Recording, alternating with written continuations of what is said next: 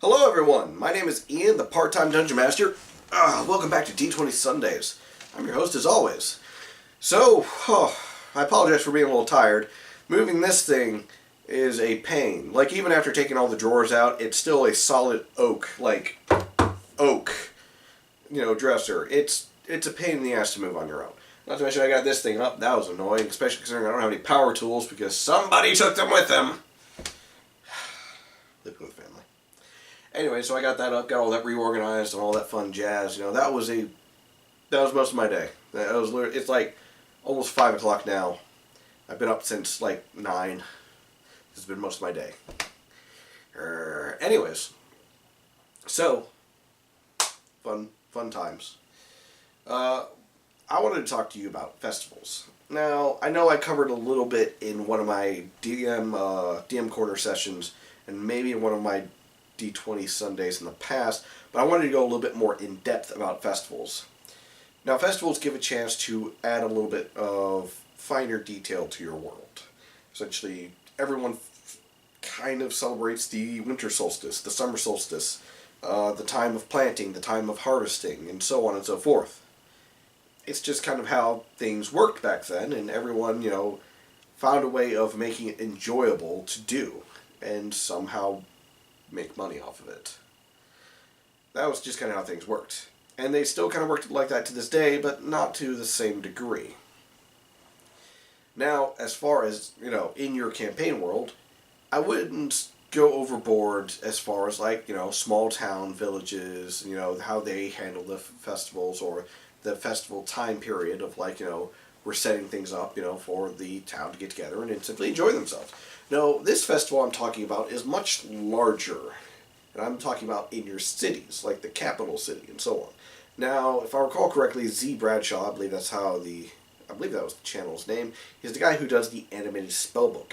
He did a video I want to say 2 months ago, about how his Dungeon Master in one of his campaign made this very overly large and complex kind of festival. There was a jousting tournament. It was PvP based, but at the same time it wasn't just strict combat. There was rules and regulations and so on and so forth. And I liked that so much that I wanted to talk about it because, well, I've kind of done something similar, but not to that degree.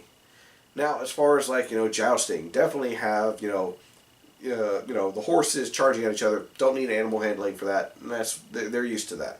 But if you want to say knock your opponent off their horse, well, they have to make an animal handling check, with the DC being the damage that you've done to them when you hit them with your lance. And, you have to do the same. So if you get hit by a lance and you get hit for, say, 14 points of damage, you need to make an DC 14 animal handling check or be dismounted. And if you get dismounted, you lose. So, I'm sure you could probably think of some other rules and so on of how to better handle this. But you have to remember that if you're going to be jousting, the player that's jousting most likely will have animal handling. Because it will be practically the best skill to have. Aside from, enough hit points to take a hit. Also, with, magic, everyone's like, there's going to be a magic duel. Well, I wouldn't have it exactly the same as, two wizards casting against each other. I've done this before, and it was more of, I made a deck of 15 note cards. Each note card had a different room on them, and each room had their own, essentially, unique thing about them. I accidentally ended up having two wizards go against each other, and they got the no magic room. And the no magic room is essentially the room itself counterspells everything you cast. There's runes carved all over the room that every time anyone tries to cast anything magical, a rune activates and negates your magical effect. No matter what it is. Does not matter. And it became a slap fight between the two wizards because neither of them had weapons. Because they don't need weapons, they're wizards. And I think one of them ended up winning because he just had better rolls. And he had a +1 strength. Meanwhile, the other wizard had a -2 strength because he's I put all my points in making spells go boom. I didn't think I'd have to get in a slap fight with somebody. that was a very shameful session in the sense of that combat, but other parts of the session made it better in the sense that there was combat while hanging from ropes. The paladin fell, unfortunately, because he's wearing plate armor, and acrobatics from rope to rope is not his forte while wearing plate armor. And unfortunately, he got put up against the ranger, who was like, "Yeah, I'm gonna hang upside down from the rope and shoot arrows at him." I was like, make an acrobatics check to do it. Oh, look at you. You succeeded. Because you've got a plus 10 to acrobatics. You're fine. But no, as far as the magic duels, don't have it exactly, I cast this spell, they cast spells back at me, all that jazz. Or you could do that.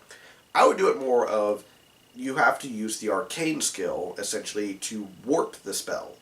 The spell's effects and such stay the same, but the visual effect kind of changes a little bit. As such, you wanted to cast the spell Firebolt. It's a cantrip, you throw a lance of fire at someone. Well, maybe you want that firebolt to look like a screaming, flaming skull when it leaves your hands. Alright, that's certainly doable. Just do an arcane check and, see how convincing that looks when you cast it. And that's essentially what the competition is who can make the bigger and better spell more convincingly beautiful or impressive looking through the manipulation of the arcane skill or the Arcana skill in 5th edition. And yeah, I mean that to me was how you would handle magical duels. It's more of two wizards trying to one-up each other. It's oh, we're both 3rd level spellcasters. Well, I'm going to make my fireball look like this. It's okay, you do that. I'm going to make my lightning look like a butterfly that's spreading out. Things like that. And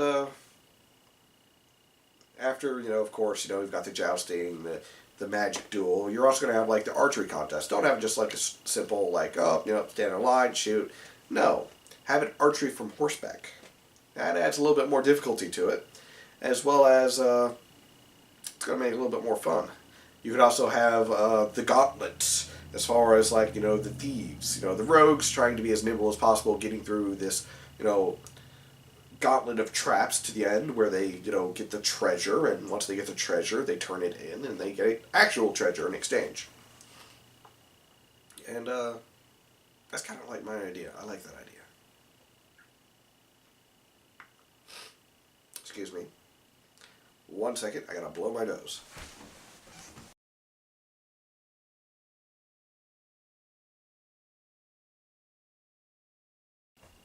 Sorry about that. There's been a lot of pollen in the air as of late, and while I'm not allergic to pollen, it's been so thick where I live that essentially it's given me a sinus infection, and so it's kind of driving me nuts.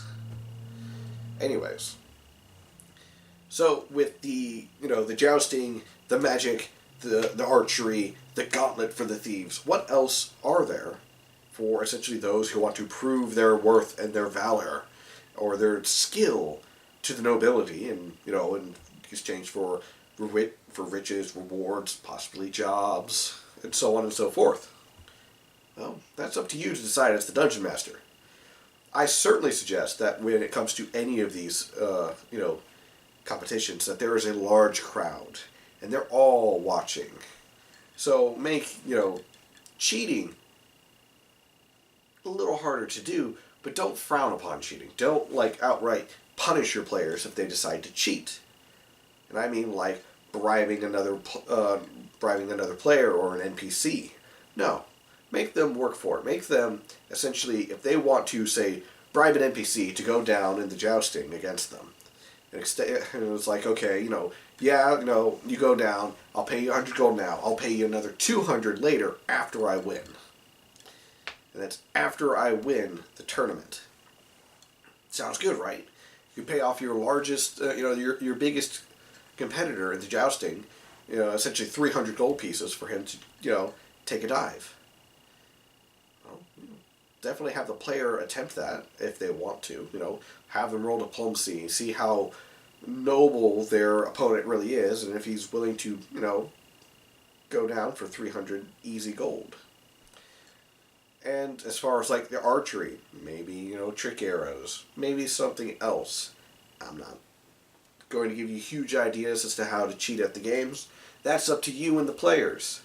But perhaps you should give it some thought and make some side notes for the possibilities of your players deciding to be a little generous with their money in order to make sure that they succeed. Because maybe the prizes are really worth cheating for. Maybe a title of nobility that has a little bit of land to it. A keep inside the city ground or the city walls, to where they can essentially have a place to call home and a base of operations throughout their adventures. And it's up to you as the dungeon master as to what the reward should be.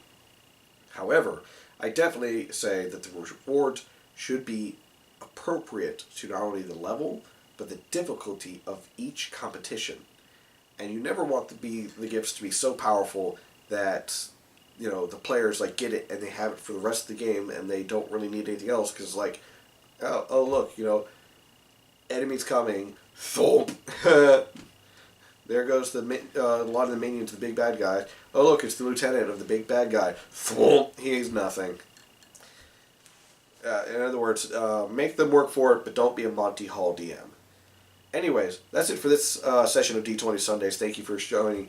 I'm going to be putting some interesting stuff down there, and it's essentially going to be ideas for how the rules are going to work for each of these competitions. These are my rules. You could take them and, you know, adjust them as however you want.